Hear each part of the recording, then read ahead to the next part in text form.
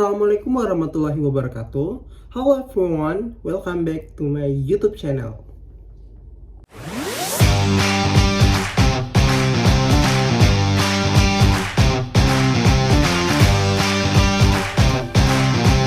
Okay everyone, today we will discuss about aspect of business assessment.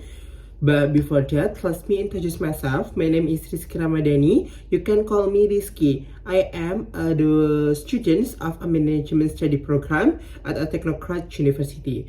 But before the presentation sessions, do you remember? Don't forget to subscribe the channel, like this video, and then share this video. Okay, let's get started.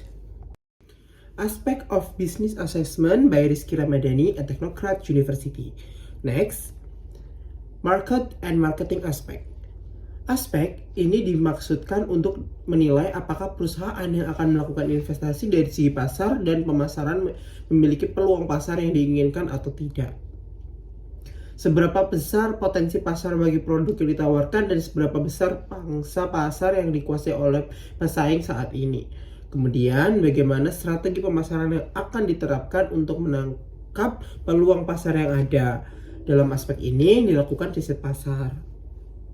Oke, yang kedua, next, itu ada technical and technological aspect. Dalam aspek ini, yang akan diuji adalah lokasi usaha, apakah kantor, pabrik, atau sebuah gudang. Analisis pula letak ruangan dan letak strateginya, kemudian analisis penggunaan teknologi pada saat karya atau padat modal. Jika menggunakan padat karya, maka akan memberikan kesempatan kerja. Namun jika padat modal, maka yang terjadi adalah sebaliknya. Itulah teknik dan technological aspect. Aspek yang kedua. Next, Management and Organizational Aspect. Ini adalah aspek yang ketiga. Aspek ini menilai manajemen bisnis dan struktur organisasi yang ada. Proyek yang dijalankan akan berhasil jika dijalankan oleh orang-orang yang profesional, mulai dari perencanaan, pelaksanaan, hingga pengendalian. Aspek ini juga mempelajari bagaimana struktur organisasi yang dibutuhkan dalam manajemen tersebut gitu. Jadi kita juga membuat struktur organisasi. Oke, itu dia, kita sudah membahas 3 aspek ya teman-teman. Sebelum lanjut jangan lupa subscribe dulu. Oke, next, aspek yang keempat. Itu ada financial aspect. Penelitian dalam aspek ini itu dilakukan untuk menilai biaya apa saja yang akan dikeluarkan dan berapa besar biaya yang akan dikeluarkan. Seperti itu. Selain itu, financial aspect itu kita harus meneliti berapa besar pendapatan yang akan diterima jika proyek tersebut itu dilaksanakan. Jadi kita harus hitung-hitungan dulu. Kira-kira pendapatannya berapa gitu. Jadi nggak asal bikin proyek seperti itu supaya tidak terjadi kejadian yang tidak memungkinkan. Oke, next. Ini aspek yang kelima, yakni economic dan social aspect. Penelitian dalam aspek ekonomi adalah untuk melihat seberapa besar pengaruh yang ditimbulkan apabila proyek ini dilaksanakan.